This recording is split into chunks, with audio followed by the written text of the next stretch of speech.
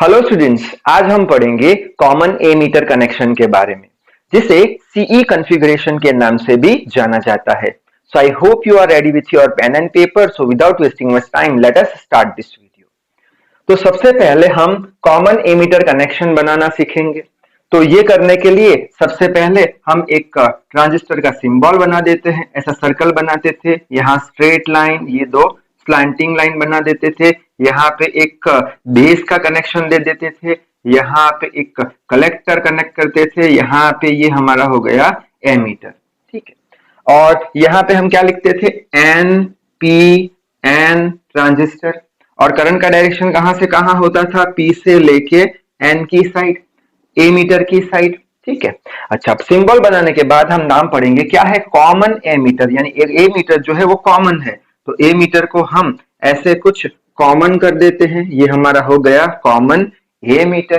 ठीक है, अब ये हमारी जो है ये इनपुट साइड हो गई, तो यहाँ पे लिख लेते हैं इनपुट साइड। ठीक है, अब इनपुट साइड हमें कुछ करंट देना पड़ेगा, तो कौन सा करंट दे, ये ए मीटर करंट दे नहीं पाएंगे क्योंकि ये ए मीटर क्या है, ग्राउंड किया गया है, जिसकी वजह से हम इनपुट पे बेस करंट आई बी दे देंगे। ठीक है, उसी तरीके से आउटपुट पे हमें करंट गेन मिलेगा, तो आउटपुट हमारी हो गई ये साइड, ये आउटपुट साइड हो गई, तो यहाँ पे लिख लेते हैं आउटपुट साइड हो गई। आउटपुट पे हमें कौन सा करंट मिलेगा, आउटपुट पे हमें ये कलेक्टर करंट आईसी मिलेगा, क्योंकि जो ये मीटर है वो तो कॉमन है। ठीक है, अच्छा, अब हमें एक और चीज पता है कि इनपुट साइड को हमें फॉरवर्ड बायस करना पड़ता है, आउटपुट साइड को रिवर्स बायस करना पड़ता है।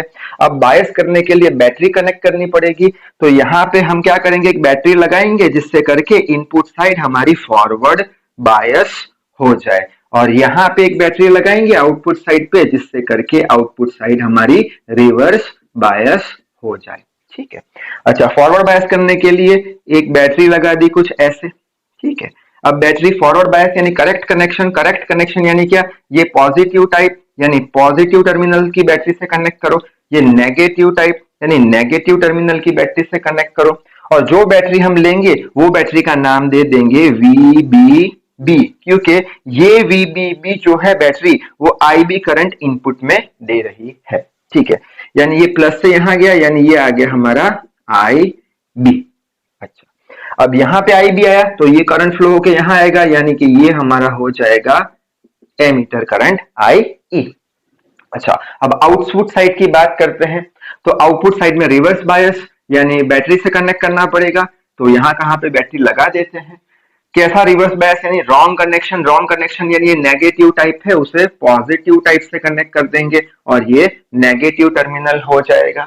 ठीक है, अच्छा, अब इसकी वजह से ये बैटरी जो है वो कौन सी ले लेंगे हम, VCC पोटेंशियल की। क्यों VCC पोटेंशियल की, क्योंकि ये बैटरी में से हमें कौन सा करंट मिलेगा, हमें मिलेगा IC कलेक्टर का करंट। ठीक है, तो इस तरीके से कॉन्फ़िगरेशन बनाने के बाद हमें एक चीज चेक करनी पड़ेगी, कौन सी, कि हमें पता है कि जो एमीटर का करंट होता है वो base current plus collector current के बराबर होता है। क्या ये कंडीशन सेटिस्फाई हो रही है, चेक कर लेते हैं। ठीक है, तो यहाँ पे ये बेस करंट गया और कलेक्टर करंट गया, यानी IB प्लस IC, तो हमें मिल गया IE, IB plus IC is equal to IE मिल चुका है। अब हम देखेंगे करंट गेन के बारे में, तो यहाँ पे लिख लेते हैं DC करंट गेन। ठीक है, DC करंट गेन को हम बीटा DC से रिप्रेजेंट करेंगे। पिछले वीडियो में हमने कॉमन बेस करंट गेन के बारे में समझा था, जिसे हमने अल्फा से रिप्रेजेंट किया था। यहाँ पे कॉमन एमीटर का करंट गेन है जिसे बीटा DC से रिप्रेजेंट करेंगे। इक्वेशन में कोई चेंज नहीं होगा, वही output by input current. Output में कौन सा करंट है, IC, और इनपुट में कौन सा करंट है, IB। तो ये इक्वेशन आपको याद रखनी। तरीके से हम AC करंट गेन की भी बात कर लेते हैं। सो AC करंट गेन को क्या बोलेंगे, बीटा AC बोल देंगे। ठीक है, वो भी आउटपुट बाय इनपुट होगा, लेकिन हम क्या करते थे, change in output by change in input. Change यानी क्या, डेल्टा IC, चेंज यानी इनपुट डेल्टा IB। तो ये इक्वेशन हमारा हो गया DC करंट गेन का। अब नेक्स्ट हम देखेंगे जो अल्फा है और ये जो बीटा है, दोनों के बीच का रिलेशन। अल्फा यानी क्या, जो हमारा कॉमन बेस जो था उसमें जो करंट गेन था वो और ये कॉमन ए मीटर का करंट गेन है वो दोनों के बीच का रिलेशन देख लेते हैं। अब तक हमने देखा करंट गेन के बारे में, कॉमन ए मीटर, और हमें कॉमन बेस में क्या करंट गेन होता था अल्फा, उसका भी इक्वेशन पता है। तो ये इक्वेशंस पे से हम अल्फा और बीटा दोनों के बीच का रिलेशन डिराइव करने वाले हैं। तो यहां से डेरिवेशन स्टार्ट करेंगे। तो हमें पता है कि जो एमीटर करंट है वो base current plus collector current के बराबर होता है। अब यहाँ पे आईसी से डिवाइड कर दो, तो यहाँ पे आईसी से डिवाइड कर दिया, तो जिसके कारण ये आईसी आईसी कैंसल, तो 1 हो चुका है। ठीक है, अब यहाँ पे वैल्यू हमें पता है अल्फा की क्या है, IC बाई IE, तो ये IE बाई IC यानी रेसिप्रोकल है, यानी ये 1 अपॉन अल्फा के बराबर हो गया। उसी तरीके से बीटा की वैल्यू हमें पता है, कौन सी है, ये ले लो या ये ले लो, IC बाई IB, तो यहाँ पे IB बाई IC यानी रेसिप्रोकल है, यानी 1 अपॉन बीटा ले लो प्लस 1। ठीक है, बाद में क्या करोगे, इसका एलसीएम लोगे तो ये क्या हो जाएगा 1, यहाँ पे cross multiplication beta plus 1 LCM beta. ठीक है, फिर रेसिप्रोकल कर लो तो alpha equals to beta divided by 1 plus beta. तो ये हो गया हमारा relationship between alpha and beta. ठीक है, अब ये इक्वेशन बहुत ही ज्यादा इंपॉर्टेंट है हमारे नेक्स्ट टॉपिक के लिए, जो कि होगा कॉमन कलेक्टर कॉन्फ़िगरेशन। ठीक है, उसमें ये इक्वेशन डायरेक्टली हम लिखने वाले हैं।